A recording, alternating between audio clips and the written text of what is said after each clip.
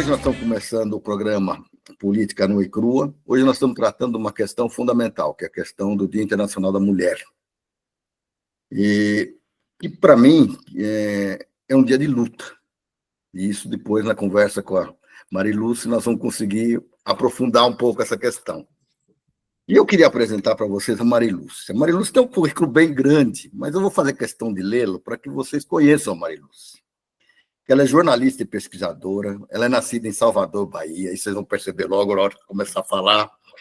É diretora-presidente do Instituto Ciência na Rua, organização não governamental de pesquisa e jornalismo de ciência voltada ao público jovem. Atualmente é também pesquisadora do INCT, Combate à Fome, vinculada à USP, em seu eixo temático de comunicação, difusão científica e ciência cidadã, e do Centro de Estudos Sociedade, Universidade e Ciência, Sou Ciência, vinculado à Universidade Federal de São Paulo, Unifesp. Atua no campo jornalístico científico desde 1988. Só um pouquinho. Desde 1988. Depois de 2 décadas de trabalho no jornalismo geral e econômico em grandes jornais e revistas brasileiras. Por aí você já vê que vai ser difícil para mim falar com uma jornalista, né? Mas ela, além de tudo, ela é minha amiga, certo? Então, criou e foi diretora de 99 a 2014 da revista Pesquisa FAPESP, editada pela Fundação de Amparo à Pesquisa do Estado de São Paulo, FAPESP. Deu início à implantação do setor de comunicação dessa fundação em abril de 95 e foi sua gerente de comunicação de dezembro de 95 a julho de 2002. É professora titular, aposentada da Universidade Federal da Bahia, reintegrada em dezembro de 2015 por decisão da Comissão de Anistia no Ministério da Justiça. 40 anos após ter sido demitida por perseguições políticas da ditadura militar de 64 a 85. É graduada em jornalismo pela Universidade Federal da Bahia, mestra e doutora em comunicação na Universidade Federal do Rio de Janeiro, e tem um pós-doutoramento pelo Laboratório de Estudos Avançados e Jornalismo da Universidade Estadual de Campinas. Lançou o Memorial de Resistência de São Paulo, isso nós vamos puxar muito essa questão, em outubro de 2023, por ocasião dos 50 anos do assassinato pela ditadura de Gildo Macedo Lacerda, seu marido. O livro A Revolta das Vísceras e outros textos, edição ampliada de seu romance publicado em 1982. No mesmo ato, a Tessa, que é filha dela com o Gildo, professora de filosofia da USP, lançou, pela memória de um pai, do Gildo Macedo Lacerda, presente. Marilúcia Moura foi presidente da Associação Brasileira de Jornalismo Científico. E ela não disse que ela é minha companheira no movimento Geração 68, sempre à luta. E foi lá que eu a conheci.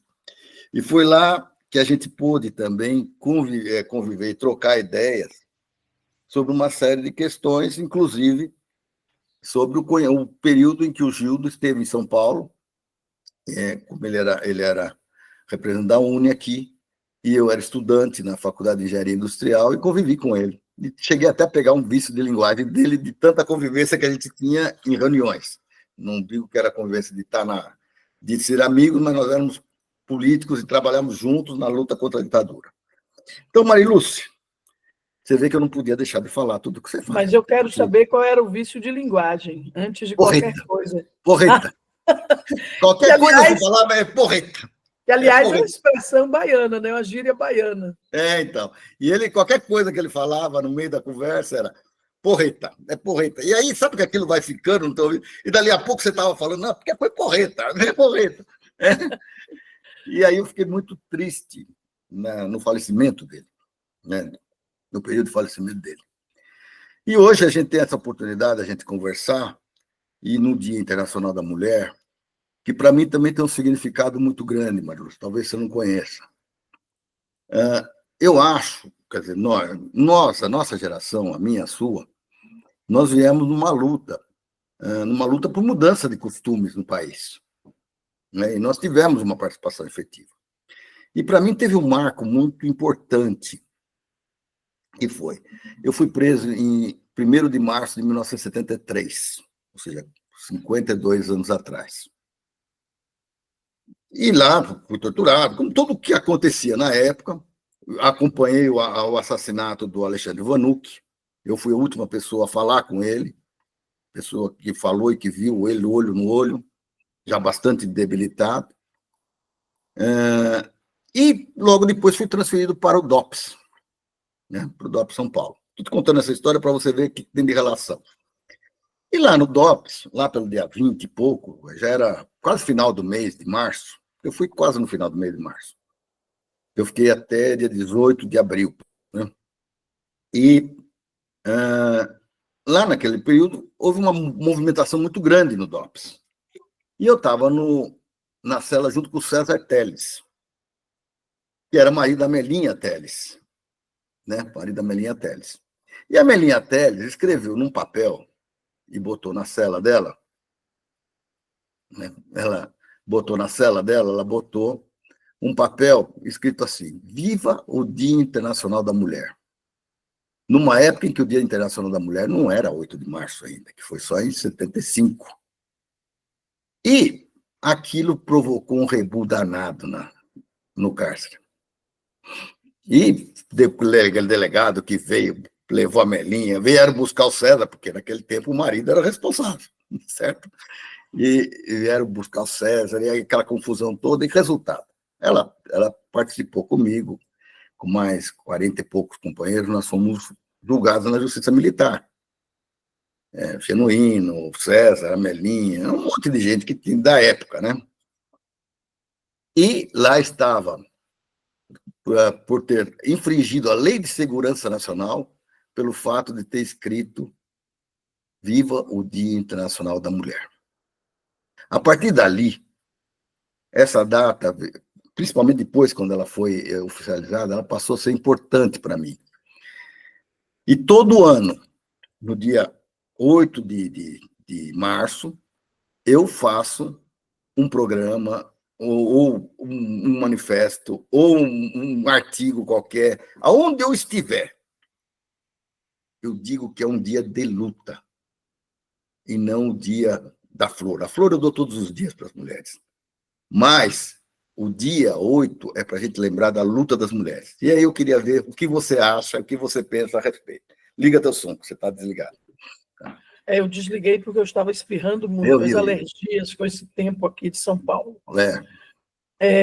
Então, eu também acho que o Dia Internacional da Mulher, ele nasce, ele começa, essa data é marcada por uma luta, né? Eu não vou me lembrar aqui os detalhes, Amaury, depois a gente pode... Sim, não, isso aí não é... Mas ele nasce nos Estados Unidos numa luta, efetivamente, de mulheres contra a opressão e tal, né? Contra uma luta de trabalhadoras, inclusive, né? Bom, mas eu acho, independentemente da origem, da data, que é sim que é importante que a gente compreenda como um momento de luta pela igualdade, luta pela democracia, né? Porque, veja, a construção da democracia envolve também essa questão da igualdade de gênero. Envolve largamente, né? Desde as sufragistas lá no começo do século XX, desde os movimentos pelo voto feminino, aqui no Brasil, inclusive. Então, você tem uma larga tradição de luta das mulheres. E se a gente pensar mais proximamente, depois da segunda metade do século XX, se a gente pensar nas ditaduras, se a gente pensar em termos de Brasil, em termos de América Latina, a gente vai compreender que as mulheres, além de estarem lado a lado com os homens, embora nem sempre ocupando os postos dirigentes, né, mas estarem lado a lado na militância de resistência a todos os regimes ditatoriais do continente. Além desse papel ativo na militância política, as mulheres foram também fundamentais nos gritos de luta por justiça, por democracia. Haja vista aí o exemplo notável do filme sobre Eunice Paiva, né, e da longa luta liderada por ela contra a repressão, contra a ditadura, na defesa de de sua família, na defesa, enfim, toda aquela luta que se passa por uma história familiar e pessoal no filme Ainda Estou Aqui, na verdade, é uma luta disseminada entre muitas mulheres que viveram experiência similar no Brasil e em outros países da América Latina. Então, veja, para mim tentando organizar um pouco esse pensamento todo disperso, você tem a presença das mulheres nas lutas por liberdade, historicamente, e se a gente pensar no Brasil, é historicamente mesmo. É desde o século XVII, né? No mínimo. E isso segue pelo século XVIII, XIX, entra pelo XX e segue até hoje, no século XXI. Então, você tem, de um lado, essa luta de militância efetiva nas linhas de combate das mulheres. E, por outro lado, somando-se a isso, você tem as mulheres na defesa desse papel de integridade dos seus familiares, né, contra os assassinatos, na luta pela devolução dos corpos ocultados por uma ditadura sangrenta. Aqui, aí você tem também na Argentina, você tem no Chile, você tem toda essa luta a partir das ditaduras do século XX, você tem as mulheres com esse duplo papel, um papel de militância e um papel de defesa, né, de exigência mesmo de respeito aos seus familiares mortos. Um respeito nunca observado, né? Porque, na verdade, assim como o corpo de Rubens Paiva não foi devolvido, muitos militantes não tiveram seus corpos entregues à família para enterros condignos. É o caso de Gildo, que você citou, né? Eu fui presa junto com Gildo. Nós fomos presos no mesmo dia, 22 de outubro de 73. Fomos levados para a Superintendência da Polícia Federal em Salvador, que era o DOI-CODE de Salvador, estava ali, né? Nossa prisão, e daí nós fomos transportados para dependências do Exército, diferentes dependências, eu para um quartel, ele para outro, o Dac Miranda para outro, e 3 dias depois, Gildo, pelo que nós apuramos, foi transportado para Recife, e foi no quartel-general do 4º Exército, né, região militar lá de Recife, que ele foi torturado até a morte, e até onde sabemos, pelos depoimentos de companheiros, essa morte se deu no dia 28 de outubro de 1973. Então, veja, aquela luta da Eunice pelo esclarecimento das condições da morte de Rubem Paiva é a mesma luta que muitas de nós tivemos pelo esclarecimento da morte de filhos, companheiros, irmãos, etc. No caso de Gildo, essa luta começou tão logo eu fui libertada, né? Eu saí da cadeia, me liberaram do quartel-general ali do quartel do Forte de São Pedro, não general, no dia 3 de dezembro de 73. Eu fiquei 42 dias presa, grávida. Os primeiros 10 dias, até 1º de novembro, os primeiros 9 dias por aí, eu não sabia, eu tinha uma postura de esperança e expectativa de ter notícias de Gildo, de como é que seríamos julgados quando fôssemos liberados, etc. No dia 1º de novembro de 1973 em diante, instaurou-se o mais completo inferno pessoal. Eu jamais pensei que viveria, e eu estava fazendo 23 anos naqueles dias, e a partir daí, dentro da cadeia, até o dia 3 de dezembro, a minha vida foi uma luta de resistência pessoal. Primeiro, eu precisava proteger o filho, era uma filha, na verdade, que eu estava no começo da gravidez, e precisava preservar a mim mesma, de algum jeito. E foi desesperador, desestruturante, completo. E desde que eu saí no dia 3 de dezembro de 73 até hoje, essa luta, são 52 anos, portanto, também, quase, daqui a pouco faz 52 anos, essa luta pelo esclarecimento das circunstâncias da morte e pela entrega do corpo de Gildo para os funerais da família, os restos mortais que fossem, né? Essa luta não cessou. E eu me aliei, né? Logo que saía, fui procurar aquelas forças que deram algum apoio para a gente naqueles difíceis anos da ditadura. A igreja, por exemplo, o cardeal da Bahia, o Dom Avelar Brandão Vilela, o presidente da CNBB, Dom Ivo Lochaida. Fui procurar essas âncoras para me segurar, né? E a luta começou daí pelo. Depois a gente se alinha aos outros familiares, entra na luta pela anistia, desde 75, 76 já começava. E daí a gente começa essa luta interminável, e a Tessa, já em 95, quando ela tinha 19 anos, creio, ela é de 70, ela é de 74, ela nasceu em Já junho de tem 18 anos, 74. mais ou menos. Exato. A Tessa se alinha também e participa junto comigo de audiências com o ministro Zé Gregóri, reuniões, assembleias aqui em São Paulo, em Minas, onde fosse.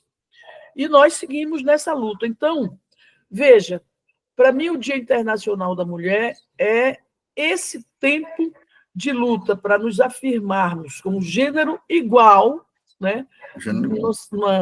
Numa sociedade igualitária, e de luta política por aquilo que acreditamos em termos de democracia, de justiça, de verdade. Então é isso mesmo. Eu concordo com você que é tempo de muita luta. E é uma luta que ela acontece todos os dias. E você citou muito bem, inclusive foi um dos motivos, além de você ser minha amiga e tudo mais, da gente escolher, porque você representa essa geração que sofreu e que lutou, né, e que continua lutando pelos desaparecidos políticos que foram barbaramente assassinados na época da ditadura militar. E que não que é uma coisa que a gente viveu, que nós continuamos vivendo essa luta.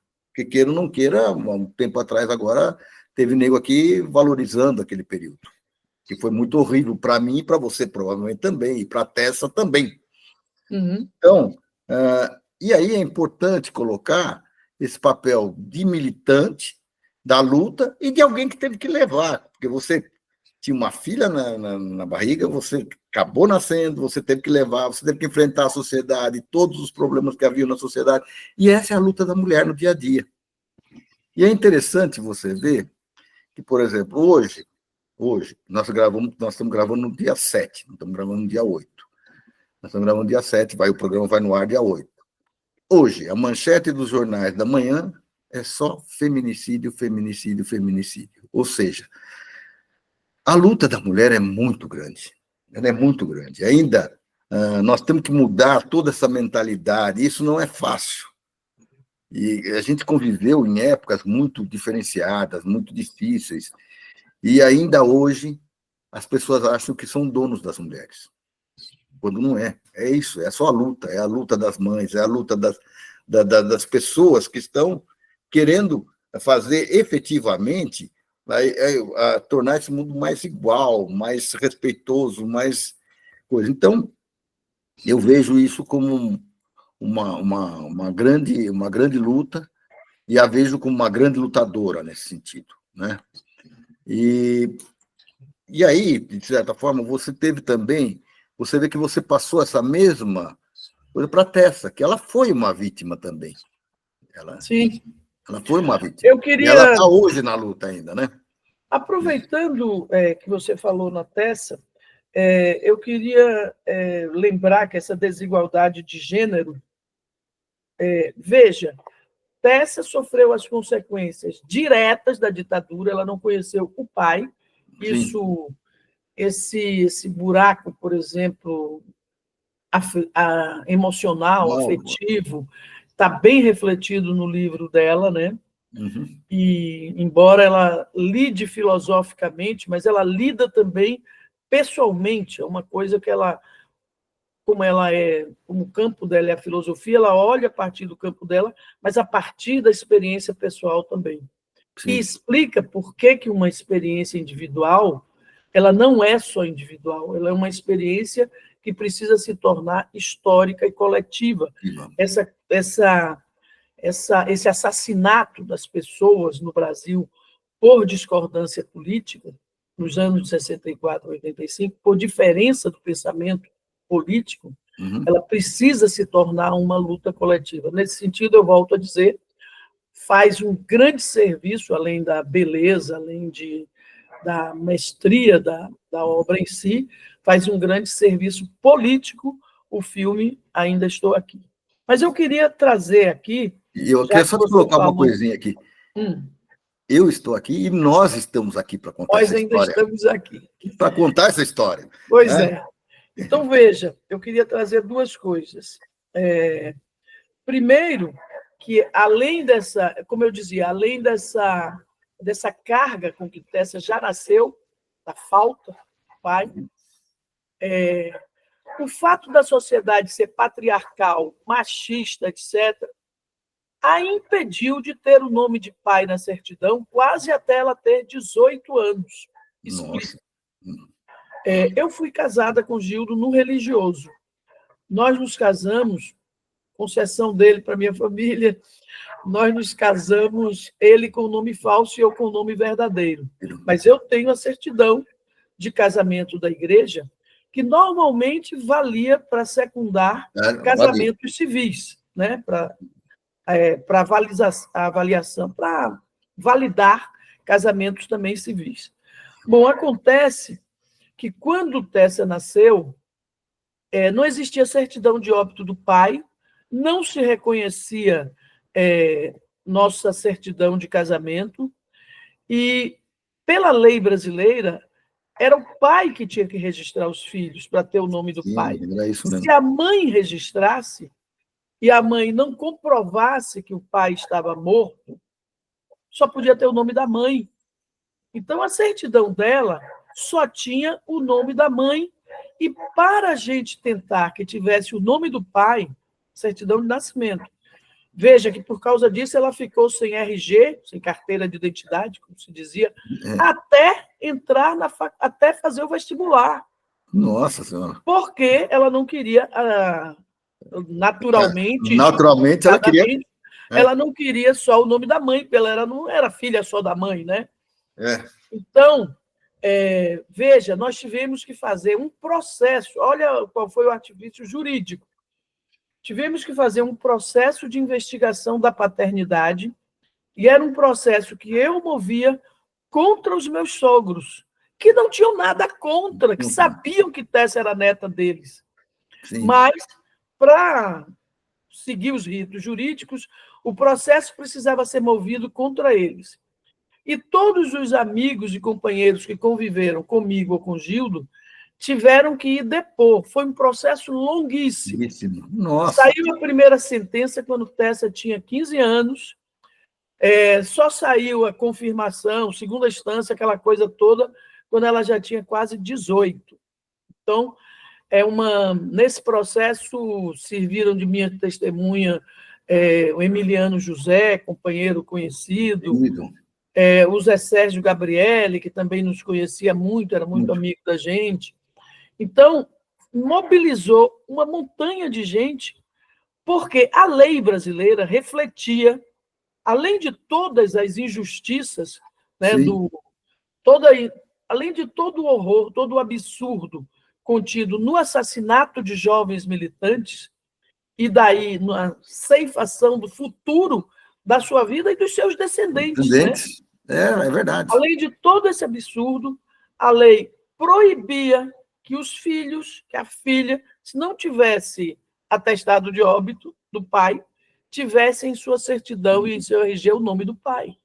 Então, para mim, isso também é reflexo de uma sociedade machista, patriarcal, além de todos os outros problemas da própria ditadura. Né? Sim, sim. Então, essa é uma coisa que eu queria falar com você. A outra é que, quando você diz nós estamos aqui, eu estou aqui há muito tempo tentando fazer um documentário sobre os 7 jovens, são 6 jovens entre 24 e 27 anos e um militante de 40 anos, que foram assassinados no período de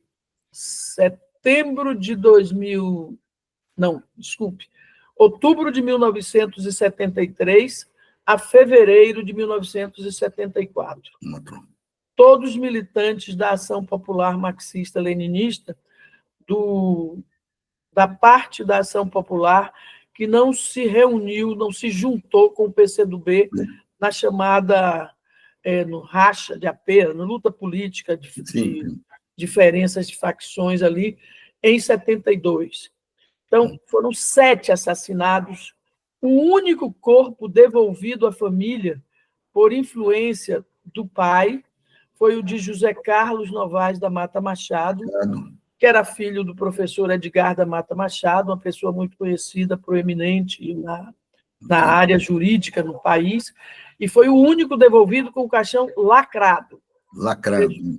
Exumação foi feita muitos anos depois, com o filho dele, o Dori, já um jovem adulto, e foi o único. Todos os demais, Gildo Macedo Lacerda, vamos ver se eu lembro o nome de todo mundo, Humberto Câmara, Eduardo Collier, Fernando Santa Cruz, Paulo Wright, que tinha 40 anos, está faltando uma pessoa.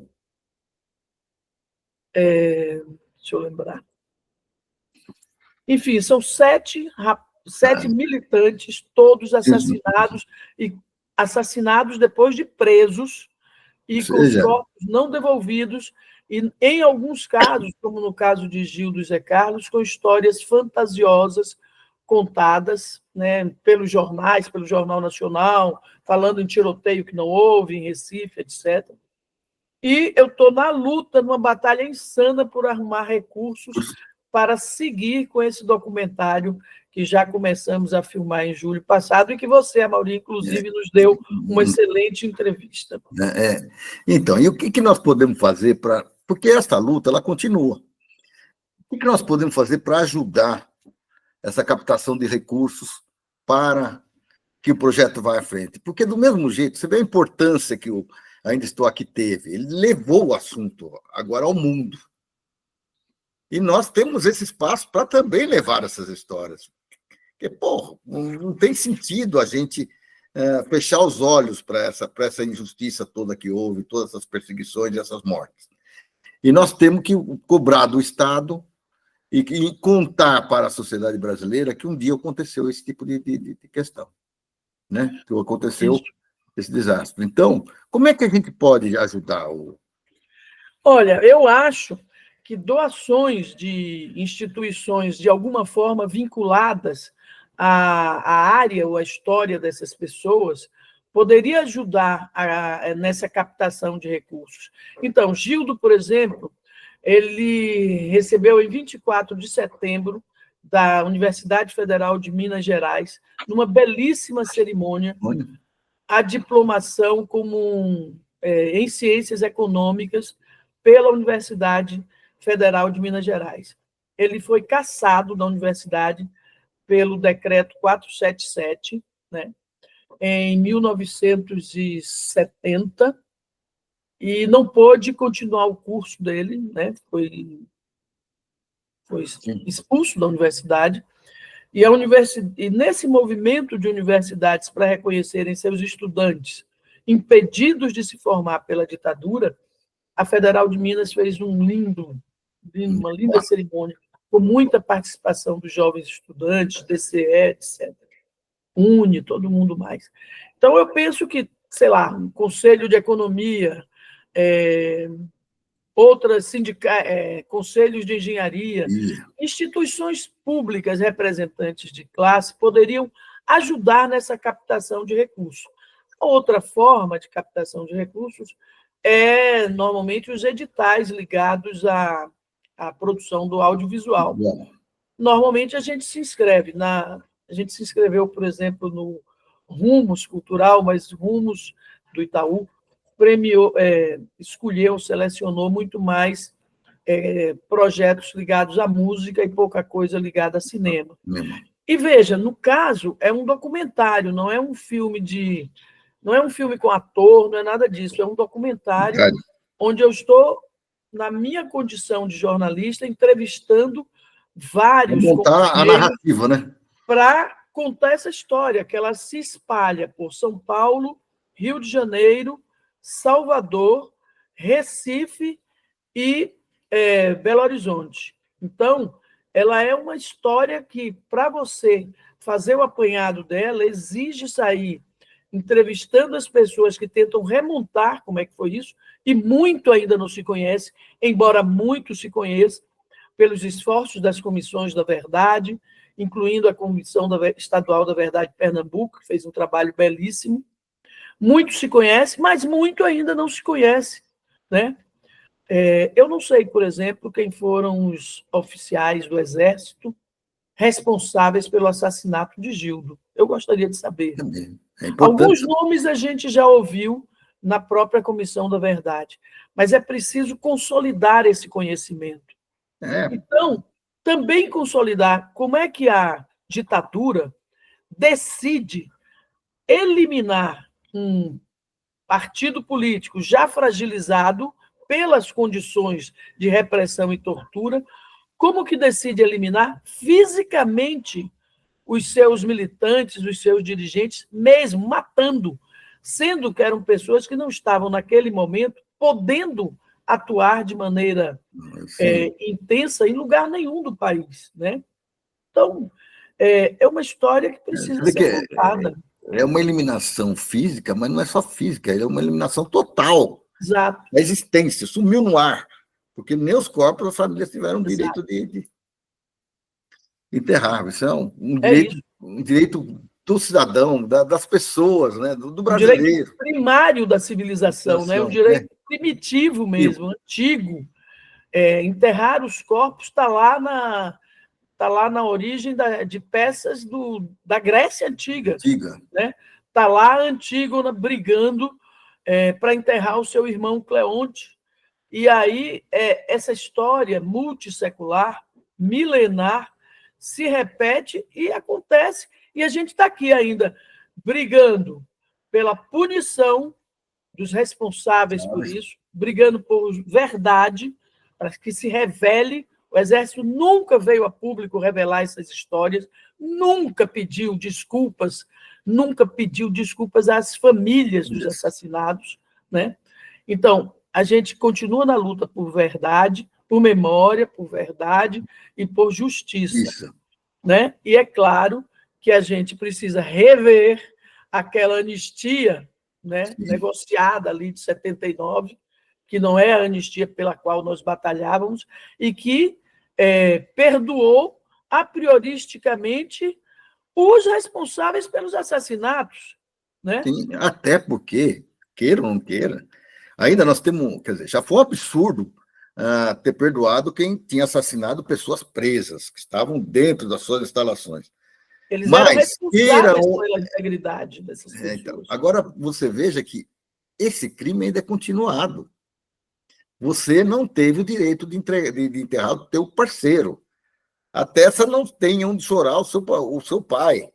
Ela não tem, entendeu? Você percebe que é um crime continuado. Então, eu acho que essa tese que está hoje, que o Dino está puxando no STF, está muito correta. Pelo menos isso. Pelo menos isso. Hoje, é um crime continuado e, portanto, imprescritível. Né? Imprescritível. É um crime contra a tortura e o assassinato. É contra a humanidade. Exato. É crime contra a humanidade imprescritível. Você veja o caso do próprio filme, ainda estou aqui, o assassino está vivo ainda hoje. Então, ele tem que ser julgado. Vivo e recebendo lindamente seus proventos, né? Não, isso a gente tem que lembrar bem, aí, quando teve o governo aí daquele infeliz, ele promoveu essas pessoas ao cargo de marechal, para elas receberem proventos de marechal. Então, o Ustra, que é coronel, virou marechal.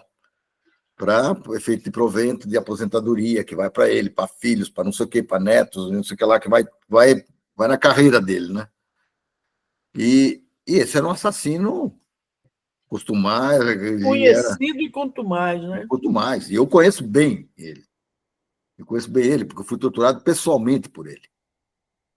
Pessoalmente, porque ele tinha uma birra comigo grande. Então, pessoalmente, foi. Meus primeiros momentos lá dentro do ICOD foram com ele. Né? Então, e é conhecida a história dele, tudo, e não. Ele, de certa forma, graças à família Teles, ele pelo menos levou o carimbo na testa de torturador. Pelo menos esse carimbo ele levou. É verdade. E eu fiquei muito triste, porque eu me ofereci para ser uma das testemunhas, e o César não entendeu. Né? Não entendeu, né? Então, e não me chamou, porque eu gostaria de ter ido pôr esse carimbão na testa dele. Entendi. Amaury, eu queria aproveitar essa discussão que é sobre a luta das mulheres.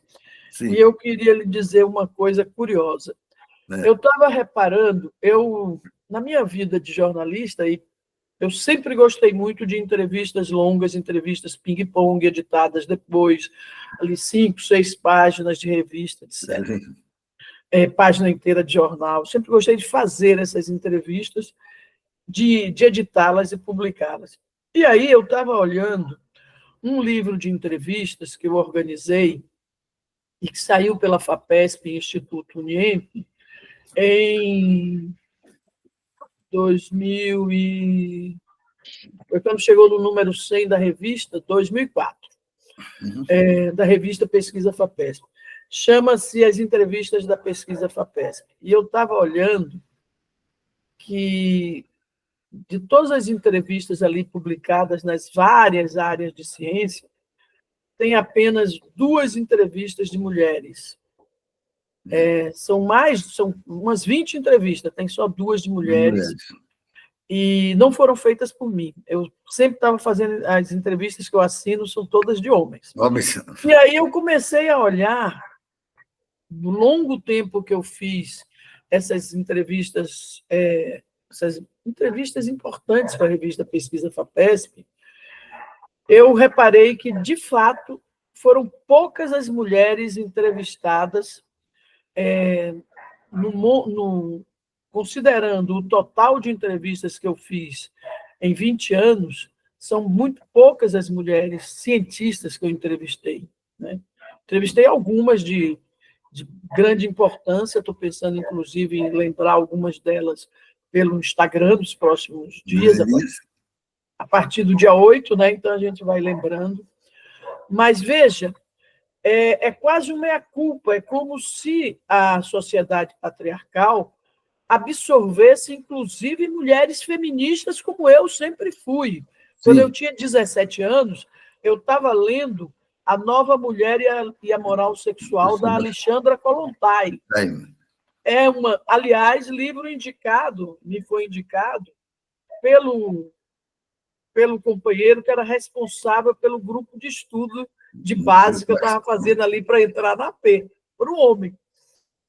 Diga-se de passagem, para ser justo. Um livro que foi, assim, da maior importância para mim, para fundamentar minhas teses. Não, eu diria, eu já era feminista desde criancinha, porque por alguma razão da vida, eu tive um pai que dizia o seguinte para as 6 filhas que ele teve, e 5 filhos. Ele dizia para a gente não casar antes de se formar de jeito nenhum. Era preciso que a gente fosse para a universidade, começasse a construir uma carreira e uma independência, e então pensasse em namorar e se casar, noivar, se casar, namorar, essas coisas. Porque, dizia ele, mulheres pobres, se forem dependentes de marido, vão ter uma vida muito difícil. O meu pai só tinha feito curso primário, ele tinha essa clareza, assim, que era impressionante. Minha mãe também tinha essa clareza. Então, eles eram pessoas pobres, com pouco estudo formal e com um pensamento muito avançado ali na década de 1950 e 60. Né? E você sabe que isso me traz uma lembrança? Só para completar. Então, veja, Não é que a Alexandra Kollontai estivesse abrindo minha cabeça já era aberta, eu já era uma batalhadora feminista, mas é como se eu estivesse recebendo fundamentação para a minha visão de mundo, né? E foi muito importante isso. Enfim, mas quando você fala que a gente queria mudar o mundo, era mudar o mundo assim mesmo, no sentido dessas relações sociais todas, gerais, né? Essa questão do gênero, essa questão do feminicídio, da violência contra a mulher, estava tudo no nosso horizonte. Mas fale. Então, mas isso é que você tocou, é uma questão importante também. A formação que a gente tinha, eu também tive isso, apesar que eu era de uma classe média alta. Meu pai era médico, minha mãe era professora. Mas que tinha uma cabeça aberta, não indicaram os filhos, não havia essa relação do marido é o dono da casa, a mulher é submissa e acabou. Mas eu convivia muito e com isso na sociedade que eu vivia. Era muito comum você ver, encontrar com meu pai, a gente andava muito pela rua, ele era médico, as pessoas vinham conversar com ele e tal, mas vinha com a mulher agarrada aqui do lado, presa, sabe? Ela era uma vítima, né, para a minha patroa, entendeu? Não era uma relação. Minha patroa, na verdade, era minha empregada, né? Era minha empregada, exatamente isso aí. E as próprias meninas, que eu já via de mais pobres, com 12, 13 anos, que já eram doadas para as famílias e tudo mais. Mas a nossa geração, ela mudou. Eu hoje tenho colegas da minha época que hoje estão aí, estão trabalhando, estão lutando, estão construindo suas famílias também, mas também saíram para a luta, né? E na universidade nós encontramos muitas mulheres que estavam na luta. E a mesma situação que você viu na pesquisa, eu também vi nas empresas. Eu sempre trabalhei em empresa. E eu tenho um caso que eu sempre conto, e que as pessoas às vezes pensam que e foi há algum tempo, mas continua sendo até hoje.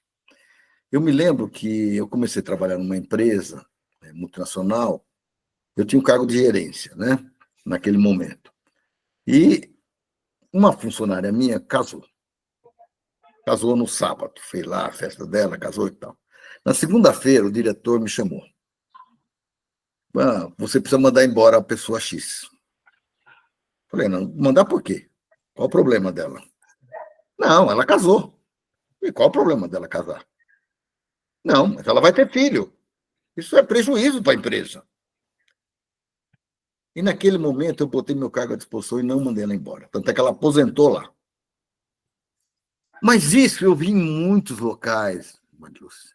Eu vi em muitos locais. Essa discriminação, onde a mulher não tem capacidade, ela não é permitido que ela tenha ascensão dentro da empresa, apesar de ela ser uma profissional lutadora, trabalhar, não, mas ela é discriminada. Então, a mesma coisa você encontrou na ciência, que também na ciência tem isso. O chefe do departamento, é o que fala pelo departamento, ele é um homem, ele não é uma mulher. Olha, quando ela é mulher, ela é discriminada, ela é perseguida. Então, isso veio num processo.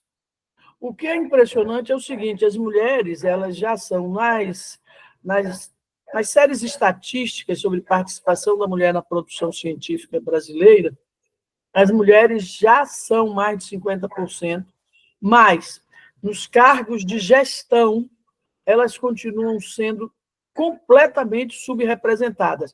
Vou citar só 2 exemplos, de 2 lugares em que eu trabalhei, aliás. O CNPq, até onde eu me lembro, nunca teve uma presidenta, nunca. Tem a ministra da Ciência e Tecnologia, a Luciana, mas até onde eu me lembro, jamais teve uma presidenta. A FAPESP, quando eu entrei lá em 1995, a Fundação de Amparo à Pesquisa do Estado de São Paulo, belíssima instituição, importantíssima para o desenvolvimento científico e tecnológico do país, assim como o CNPq, em termos nacionais, e a FAPESP atuando em termos estaduais. Quando eu entrei em 1995, a FAPESP, que foi criada em 1962, né, ela jamais tinha tido em seu conselho superior uma mulher. A primeira mulher a participar do Conselho Superior da FAPESP, já no final dos anos 90, ou começo de 2000, foi a reitora da USP, Sueli Vilela. Ela. Mais do que isso, até hoje, 2025, a FAPESP nunca teve uma presidenta ou uma diretora científica, né? Os diretores científicos sempre foram homens, os presidentes e o diretor administrativo sempre foram homens. Isso para citar só uma coisa. E aí, eu queria voltar. Lá em 1972, começo de 73, eu estava casada com o Gildo, inclusive, já. E aí nós estávamos naquela situação de precisar fazer lutas setoriais. E eu era uma jornalista atuante, trabalhava no Jornal da Bahia e no Globo, na época, na sucursal de O Globo.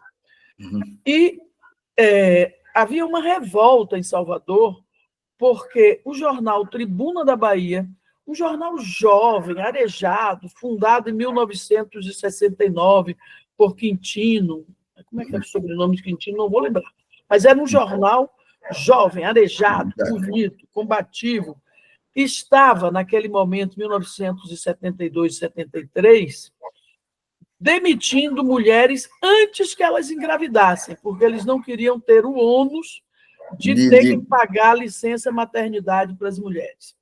E eu me lembro que nós fizemos um movimento, né? Alguns jornalistas bem atuantes ali, bem conhecidos em Salvador, e com apoio também do Sindicato dos Jornalistas, nós fizemos um manifesto e a gente levou horas para chegar a um adjetivo que a gente queria para classificar aquela atitude. Terminamos achando que era um ato patético dos patrões.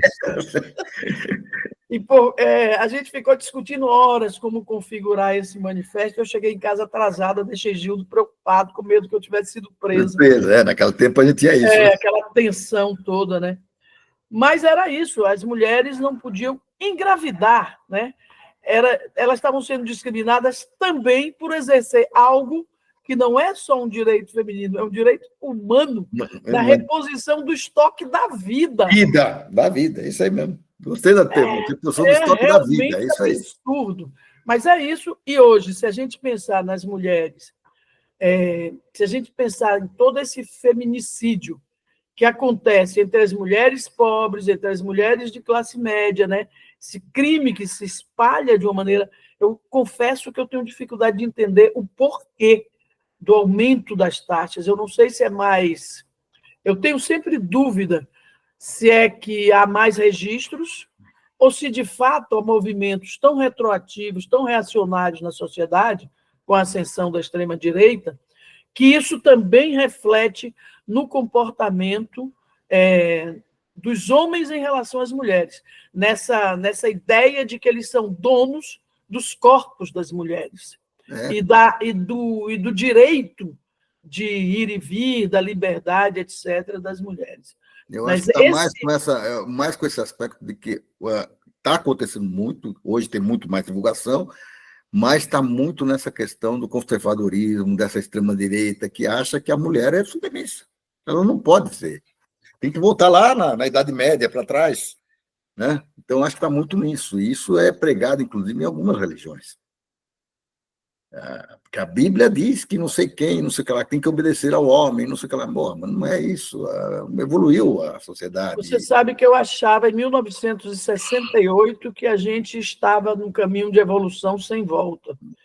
E já nos anos 80, quando eu comecei a ver que as meninas de classe média estavam noivando em moldes retrógrados de novo, eu fiquei chocada. Que coisa mais retrógrada do que baile de debutante. Baile de debutante, etc. E aí, essa coisa retrógrada nos costumes não é assim, né? A gente avançou tanto ali no final dos 60, começo dos 70, e a gente retrocedeu horrores e continua, em alguns aspectos, no retrocesso. Retrocedendo, porque a gente acha até que normaliza esse tipo de coisa. Porque o marido encontrou com a mulher que agora ela é namorada de outro, então ele pegou e matou. Pronto, está resolvido. Não é assim, ninguém é dono de ninguém. Nós evoluímos. É um absurdo. Realmente um absurdo. Absurdo completo. Enfim, nessa questão dos gêneros, vários, né? Os vários gêneros, nós ainda temos muito que andar nos direitos dos gêneros. Nós temos que trabalhar muito isso aí. E essa questão ela é muito mal compreendida por todos, inclusive entre nós mesmos, às vezes nós temos dificuldade de tratar essa questão, né? São questões que não são bem resolvidas, e nós temos que tratar isso. É isso. É isso. Mariluz, então eu queria que você despedisse, desse a sua palavra final, e um apoio a esse movimento de todos lutando, que hoje é um dia de luta. Hoje, dia 8, que nós estamos apresentando o programa, é um dia de luta, e que todas as mulheres têm que estar unidas, e nós, homens, temos que estar unidos a vocês também.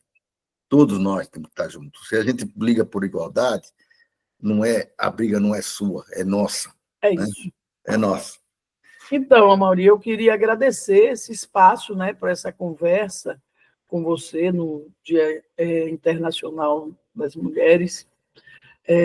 Gostaria que todos os dias fossem dos homens, das mulheres e dos demais gêneros.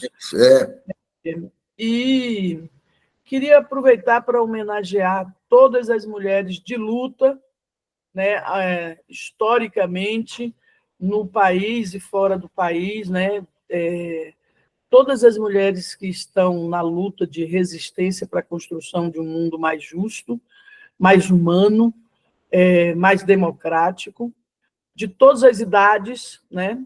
Sim. E, enfim, queria homenagear minhas netas, minhas filhas, minhas antepassadas. Eu já tinha uma avó que não era fácil, uma avó negra maravilhosa.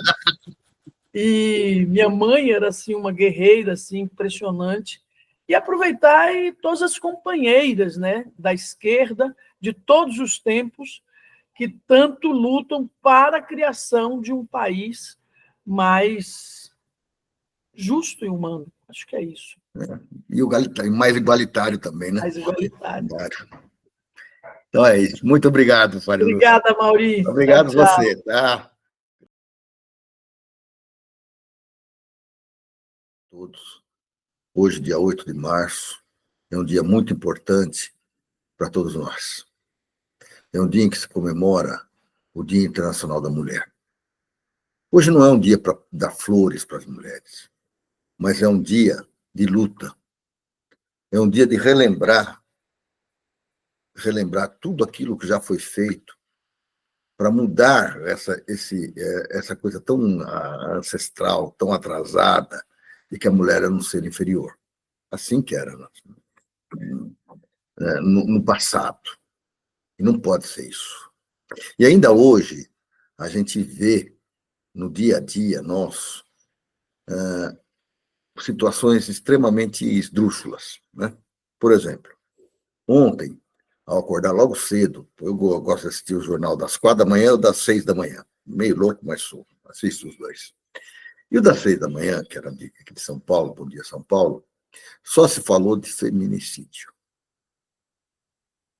Que coisa mais atrasada que isso?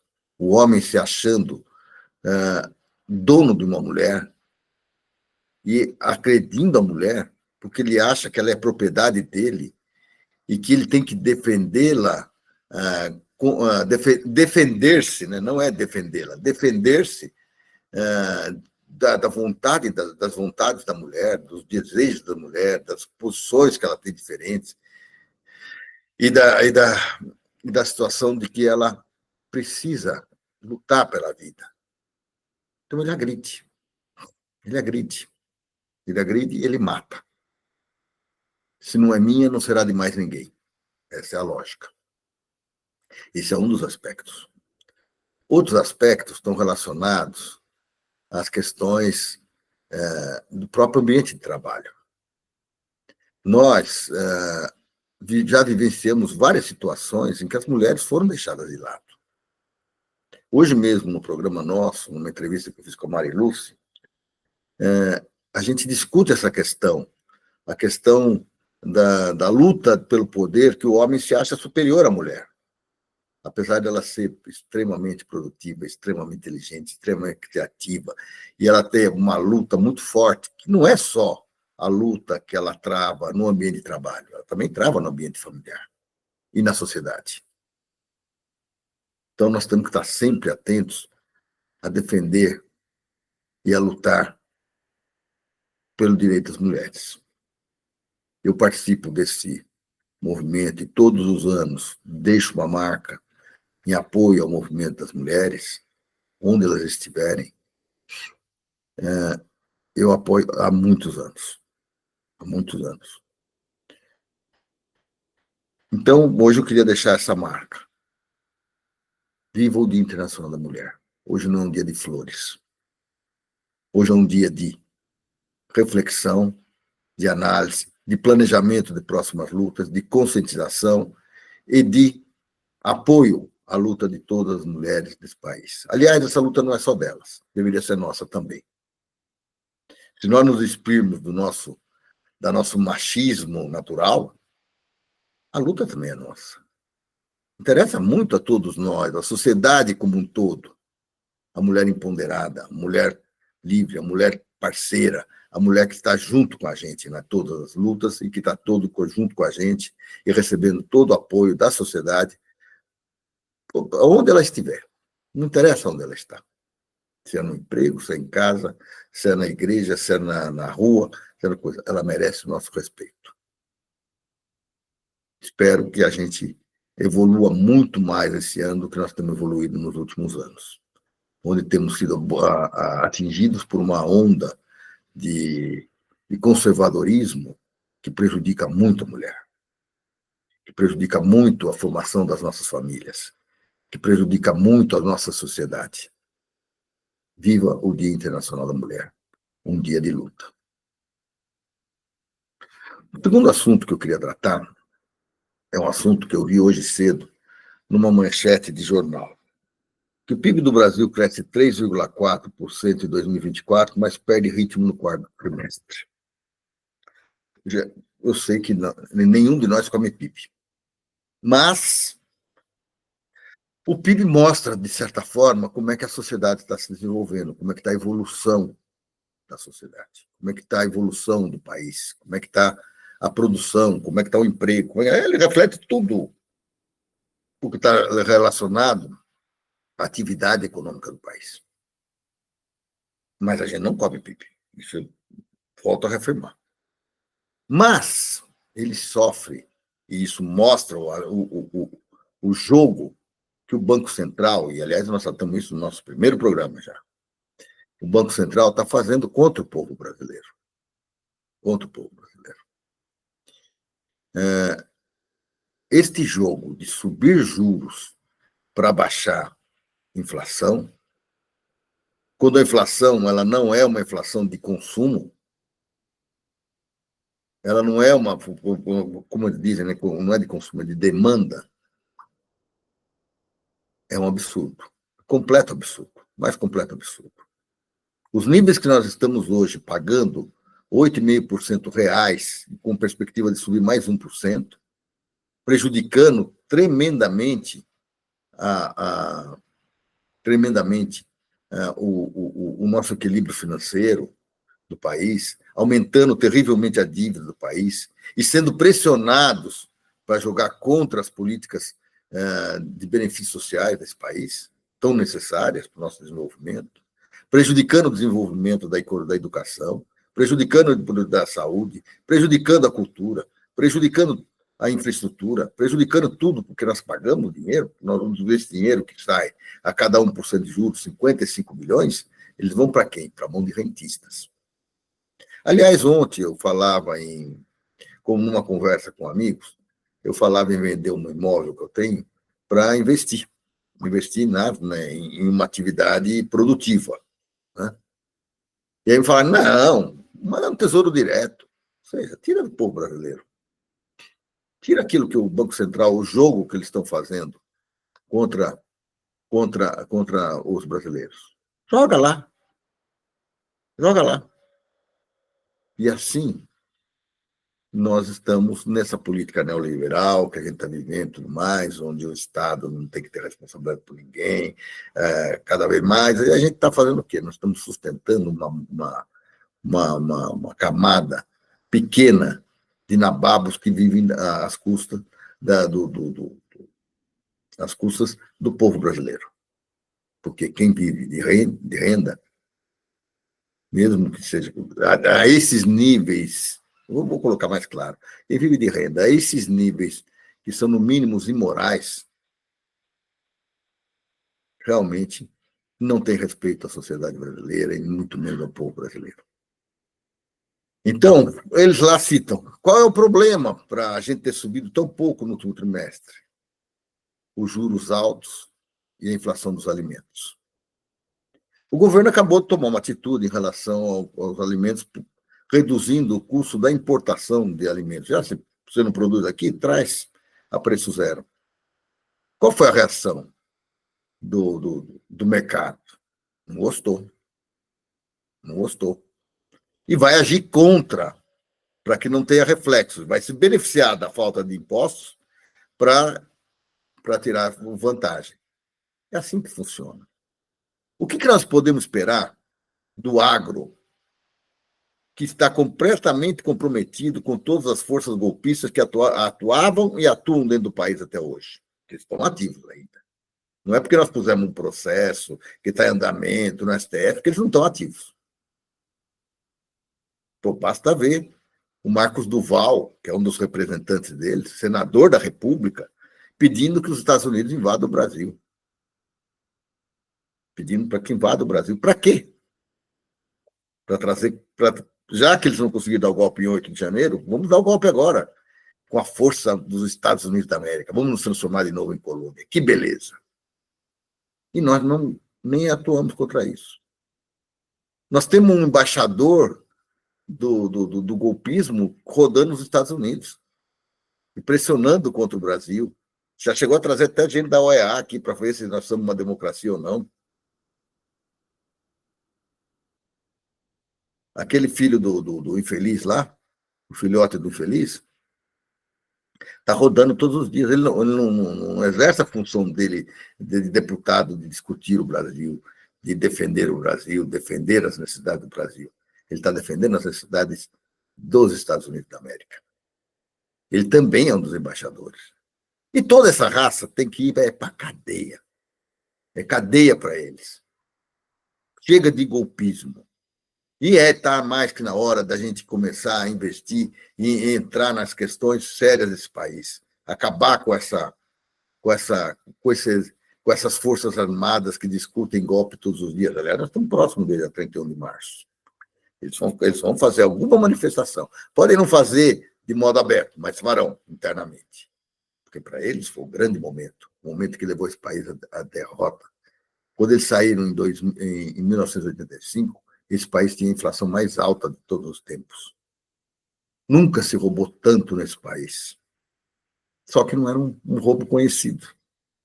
Todos os esquemas de corrupção que estão aí vieram daquela época. Não vou dizer todos, mas a maioria, o modus operandi veio daquela época. E nunca houve tantos militares que se locupletaram do povo brasileiro. Nunca houve tantos.